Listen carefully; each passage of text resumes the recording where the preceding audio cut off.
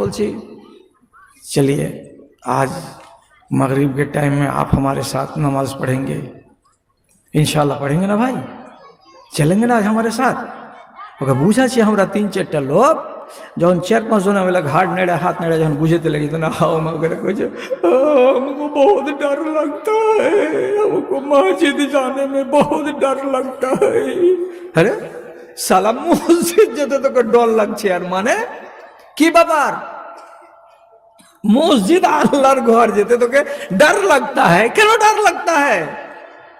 আসল কথা কইছে খ্যাপা। কি কথা কইছে? हमको याद नहीं है कि कभी जिंदगी में हम मस्जिद गए हैं कि नहीं गए हैं। अल्लाह কত বড় পাপীর পাপী।